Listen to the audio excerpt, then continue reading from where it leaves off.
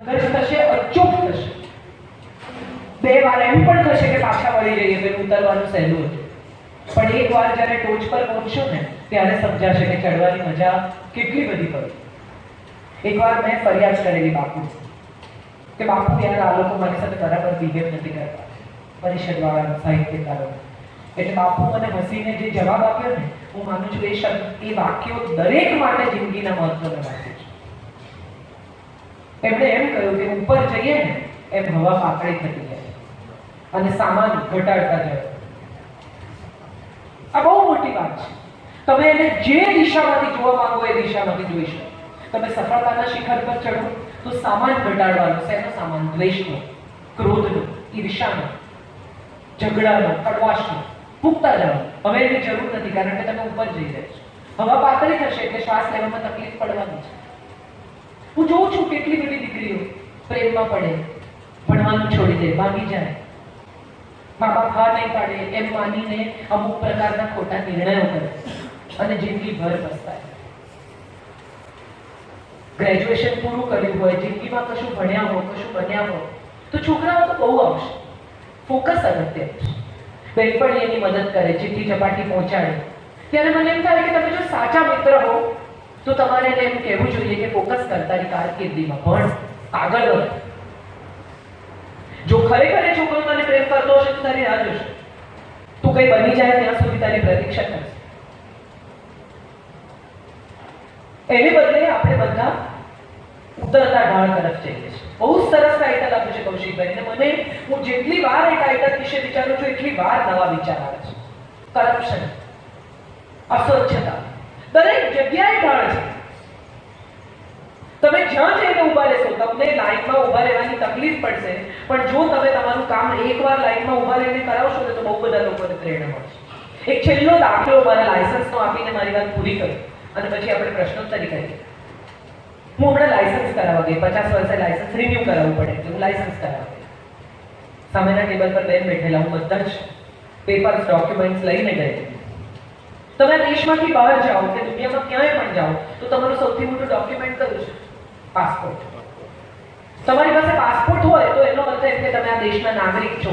તમારું નામ જે કહેવાય છે તે સાચું છે, તમારો ફોટો જે છે એ સાચો છે, તમારી જન્મ તારીખ સાચી છે. હવે આ પાસપોર્ટ લઈને હું ગઈ અને મેં એને કહ્યું મારું નામ કાજલ ઓઝા વૈદ્ય છે. એટલે એમને કહ્યું હસબન્ડનું નામ શું છે? એટલે મેં કીધું સંજય વૈદ્ય. એટલે એને લખ્યું કાજલ સંજય વૈદ્ય. એટલે મેં કીધું ના, હું કાજલ સંજય વૈદ્ય નથી લખતી, હું કાજલ ઓઝા વૈદ્ય લખું છું. કે હું હસબન્ડનું નામ નથી લખતા? મેં કીધું ના, કે છૂટાછેડા થયા છે? સીધી જમ્પ કર્યો એને કન્ફ્યુઝન પર. એટલે મેં કીધું ના. તો કે વિધવા છો? તો પછી કેમ નથી લખવું? મેં કીધું કારણ કે મારું નામ કાજલ ઓઝા વૈદ્ય છે, આ પાસપોર્ટમાં લખ્યું છે, આ નેશનલ ડોક્યુમેન્ટ છે જે હું તમને આપું છું, જેમાં મારું નામ છે એ જ મારે લાયસન્સ જોઈએ છે. એવું ના થાય, સાહેબ પાસે જાઓ. સવાલ એ નથી કે મને કેટલી તકલીફ પડી, સવાલ એ પણ નથી કે એ બહેન કેટલા અજ્ઞાન હતા, સવાલ એ પણ નથી કે આપણું તંત્ર કેટલું ગડબડવાળું છે. સવાલ એ છે કે સ્ત્રીને એના પતિ કે પિતાના નામ વગર એક સ્ત્રી પણ ઓળખવા તૈયાર નથી. કાં તો તમારા પપ્પાનું નામ આપો અને કાં તો તમારા હસબન્ડનું નામ આપો, બાકી તમારી કોઈ ઓળખ જ નથી. અને આ સ્થિતિ કોણે ઊભી કરી? સ્ત્રીએ પોતે. ગેસનો બાટલો ખાલી થઈ જાય તો ફોન કરે, હલો ગેસનો બાટલો ખાલી થઈ ગયો છે, મને જોઈન કરતા નથી આવડતું, બેંકનું કામ નથી આવડતું, પૈસા ભરતા પૈસા ઉપાડતા નથી આવડતું, પોતાનું ઇન્વેસ્ટમેન્ટ પોતાને કરતા નથી આવડતું, પોતાનું નામ પર કેટલું ઇન્વેસ્ટમેન્ટ છે એ સ્ત્રીઓને ખબર નથી. પતિનો બિઝનેસ શું ચાલે છે, એને કોની પાસેથી કેટલા ઉધાર લીધા છે, એને ત્યાંથી લોન લીધી છે, એને શું કર્યું છે, કાંઈ ખબર નથી. અને અચાનક પરિવાર પર કોઈ સંકટ આવે, અચાનક કોઈ સમસ્યા આવે તો શું કરે આ સ્ત્રી? આપણે કશું જાણવાનો પણ પ્રયત્ન નથી કરતા. સુંદર થવાનો જેટલો પ્રયત્ન કરીએ છીએ એટલો પ્રયત્ન આપણે સ્વસ્થ થવાનો પણ નથી કરતા. વિટામિન B12, કેલ્શિયમ, B3 આ શરીર માટે કેટલા મહત્વના તત્વો છે એવું જાણવાનો આપણે પ્રયત્ન પણ નથી કરતા. દર મહિને સ્ત્રીનું લોહી વહી જાય છે. આ વહી જતા લોહી સાથે કેટલું બધું આયર્ન, કેટલું બધું કેલ્શિયમ પણ વહી જાય છે. દીકરીઓએ વધતી ઉંમરમાં અને ઉતરતી ઉંમરમાં અચૂક કેલ્શિયમ લેવું જોઈએ, પણ આવું કોઈ શીખવતું નથી. શેમ્પુ કયા વાપરવા જોઈએ, ક્રીમ કયું વાપરવું જોઈએ, ડાઘા પડવા માટે ચામડી પર, તો એ ક્રીમથી નહીં જાય, કેલ્શિયમ લેવાથી જશે. વાળ ખરવા માંડે તો B12 થી પાછા આવશે, ખજૂરથી પાછા આવશે, આયર્નથી પાછા આવશે. શેમ્પુ વાળ ખરતા નહીં રોકી શકે, આયર્ન રોકી શકશે. આ સમજ કદાચ આપણે આપણી દીકરીને આપવાનું ભૂલી ગયા છીએ. વાત અમારો પણ છે. અમે પણ તમને એ દિશામાં ધકેલ્યા છે કે જે દિશામાં હરીફાઈ છે, જે દિશામાં સંઘર્ષ નથી, જે દિશામાં માત્ર ઈર્ષા છે. અમે તમને પૂછીએ કેટલા આવે માર્ક? 90. હાઈએસ્ટ કોના છે? તારા કેમ હાઈએસ્ટ નથી? 500 માં કપાયા. અરે 90 આવ્યા એનો આનંદ છે, 10 કપાયા એની ક્યાં ચિંતા કરો છો?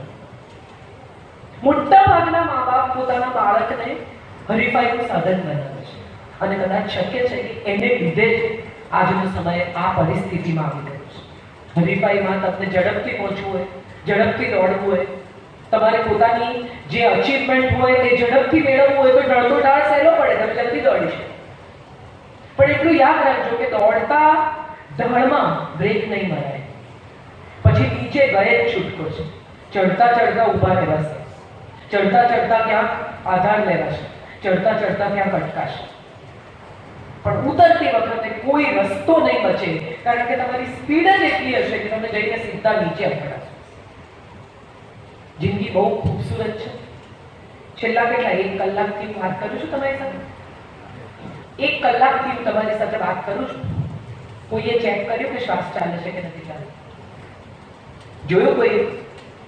એનો અર્થ એમ થયો કે આપણે કેટલા આરામથી શ્વાસ લઈએ. એક પ્લાસ્ટિકની કોથળી માથા પર પહેરો 3 મિનિટ અને જુઓ કે શ્વાસ કેવા લંબાય છે, અને ત્યારે જ શ્વાસનું મૂલ્ય જાય છે. હૃદય ત્યારે સમજાય કે ઓહો, આ તો બહુ મહત્વના છે, જિંદગી બહુ મહત્વની છે. એક ફિલ્મ આવેલી સિલ્ક સ્મિતાની લાઈફ પર, ડર્ટી પિક્ચર. એમાં ગુજરી જતી વખતે એક પત્ર લખે છે આપઘાત કરતા પહેલા कि जिंदगी तब इतनी खूबसूरत क्यों लगती है जब खत्म होने लगती है. તમારી જિંદગી શરૂ થાય છે, ખતમ નથી થતી. અને શરૂ થતી વખતે જો ખૂબસૂરત લાગશે ને તો હું માનું છું આખી જિંદગી ખૂબસૂરત લાગશે. બહુ સમય છે તમારી પાસે. અમારું તો સ્ટેશન આવવાની તૈયારી નથી, અમે બેગો ઉતારવા માંડી છે, પણ હજી તમે તો ચડ્યા છો આ ટ્રેનમાં. આપણે બધા સહપ્રવાસી છીએ, વાત સાચી, પણ તમારે હજી બહુ દૂર જવાનું છે. દીકરી મિશ્રની एक कविता मैंने बहुत गमे છે.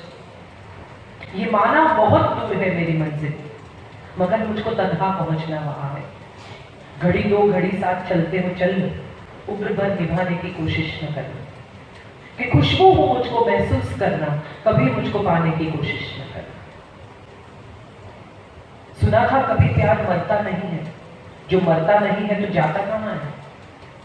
यहाँ है वहां है न जाने कहाँ है, मुझे ये बताने की कोशिश न करना कि खुशबू मुझको महसूस कर, कभी मुझको पाने की कोशिश न करना. આપણે બધા જ સુગંધની જેમ જીવીએ. આપણા અસ્તિત્વની ખબર પડે અને છતાંય આપણા અસ્તિત્વને પકડી ન શકાય. આપણે ચાલી જઈએ પછી પણ આપણી સુગંધ રહી જાય. ઘણી વાર એવું થાય કે લિફ્ટમાં કોઈ દાખલ થાય ને ઉતરી જાય ને પછી પણ એનું પરફ્યુમ ફરે.